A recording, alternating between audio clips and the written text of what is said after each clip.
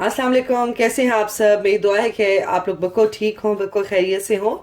आज जो है मैं आपके लिए बहुत ही इजी और बहुत ही मज़े की रेसिपी शेयर करने वाली हूँ। कोई शायद ही जो हों जो जिनको मैंगो पसंद ना हो। मुझे पता है कि मैंगो तो सबको पसंद है, मेरे भी बहुत फेवरेट है। तो बहुत ही इजी सी एक मैं चीज़ आपको बताने लगी हूँ मैंगो से, क्योंकि मैंगो का सीज़न है तो दिल चाहता है कि डिफरेंट डिफरेंट जो है वो रेसिपीज ट्राई की जाए मैंगो के साथ। तो आज जो मैं बनाने लगी हूँ उसको आप कह सकते हैं मैंगो पापड़ भी कह सकते हैं, मैंगो रोल अप्स कह सकते हैं, मैंगो शीट कह सकते हैं। तो ये बच्चों के लिए और बड़ों के लिए यानी कि बहुत ही मज़ेदार सी है। एज अ स्वीट डिश आप इसको खा सकते हैं। और बच्चे जो मैंगो शौक से नहीं खाते वो ये बहुत शौक से खाएंगे, क्योंकि ये जेली की फॉर्म में आ जाएगा।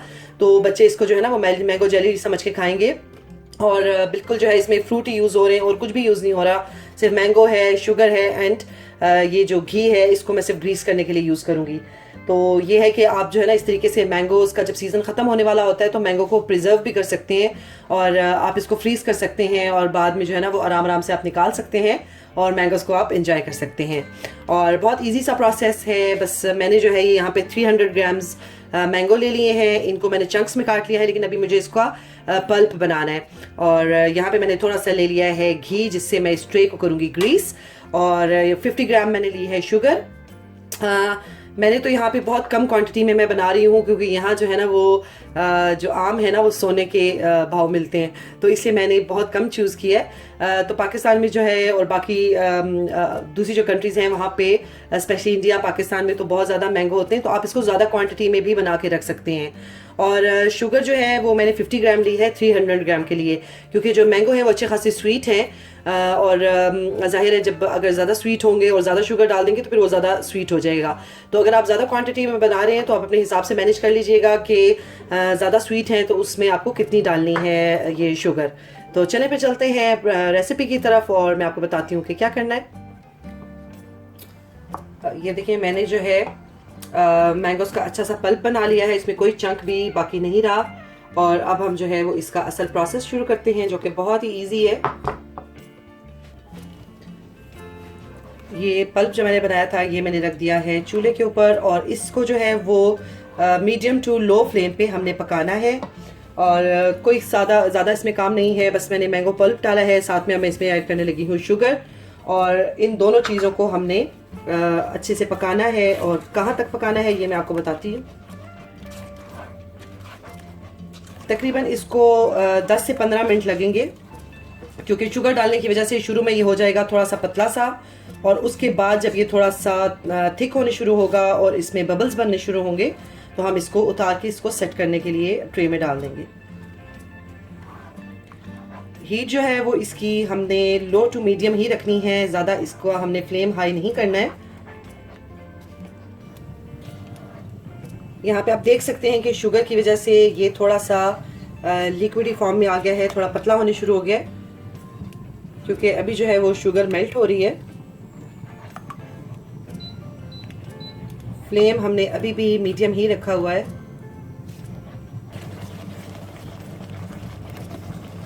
ये देखें आहिस्ता आहिस्ता से जो है ना ये थिक होना शुरू हो गया है। और हमें जो है इसके बीच में कॉन्टीन्यूसली चम्मच चलाना है, इसको रोकना नहीं है चम्मच को। 10 से 15 मिनट लगेंगे, बल्कि उससे भी कम, और ये थिक होना शुरू हो जाएगा। और जैसे ये थिक होगा तो हम इसको निकाल देंगे। तो ये बहुत ही हेल्थी ऑप्शन है बच्चों के लिए, बड़ों के लिए, क्योंकि इसमें जो है वो कोई भी प्रिजर्वेटिव यूज़ नहीं हो रहा है। इसमें सिर्फ 2 चीज़ों से हम इसको बना रहे हैं। और अगर आप इसमें चाहें तो आप इसमें थोड़ा सा काला नमक ऐड कर सकते हैं, थोड़ी सी इलायची पाउडर जो होता है वो ऐड कर सकते हैं, इसको सिर्फ फ्लेवर देने के लिए। लेकिन मैं इसमें कुछ भी ऐड नहीं कर रही हूँ। और मैंगो लवर्स जो हैं, जो मैंगो के चले जाने के बाद काफ़ी उदास हो जाते हैं, ये उनके लिए भी बहुत ज़बरदस्त चीज़ है। वो काफ़ी बाद तक मैंगोज़ के फ्लेवर को जो है ना वो एंजॉय कर सकते हैं।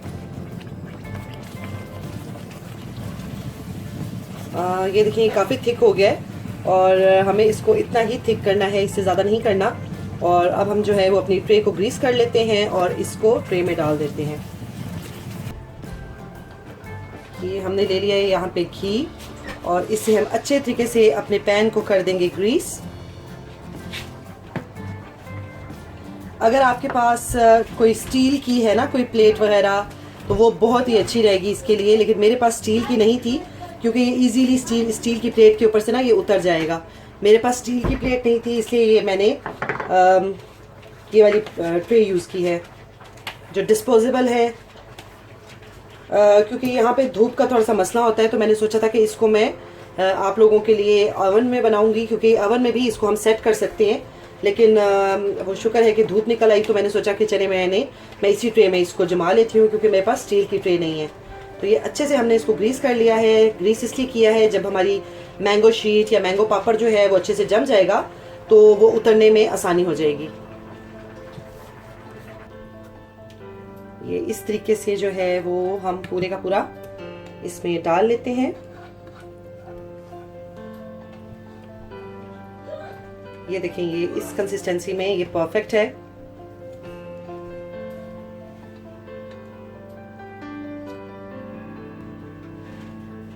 ये इस तरीके से जो है वो हम इसको इक्वली अपनी पूरी इस ट्रे में या डिश कह लें या जो भी, इसमें अच्छे से हम फैला लेंगे। इसको जो है वो एक ही साइज का हमने करना है, ताकि ये अच्छे से एक जैसा ये जम जाए। ये देखें, इसको अच्छे से हमने इक्वल पूरी ट्रे में फैला दिया है।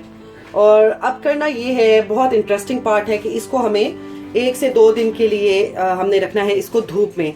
और जिन कंट्रीज़ में धूप ज़्यादा पड़ती है उसमें तो मुझे लगता है कि 1 दिन में ये अच्छे से ड्राई हो जाएगा। लेकिन यहाँ पे जो है वो धूप इतनी ज़्यादा नहीं होती है और बड़ी मुश्किल से अभी धूप निकली है, तो ये यहाँ पे मेरा ख्याल है 2 से 3 दिन लग सकते हैं। तो बस इस तरीके से हमने इसको करना है। इसके ऊपर कोई कपड़ा डाल लें, बेशक आप जाली का, और इसको हमने रखना है धूप में। और जब ये ड्राई हो जाए और फिर मैं आपको दिखाऊंगी कि ये कैसा बनता है।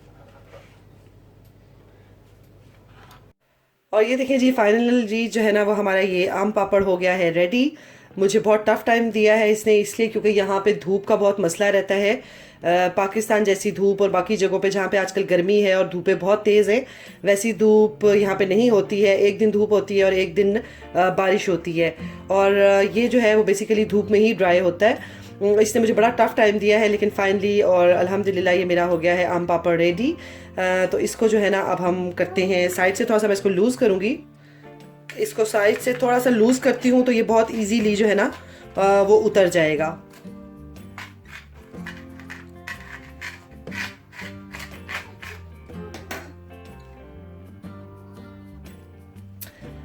मैंने जो है वो इसकी लेयर पतली रखी थी, क्योंकि यहाँ पे सूखने का, ड्राई होने का मसला होता है धूप की वजह से।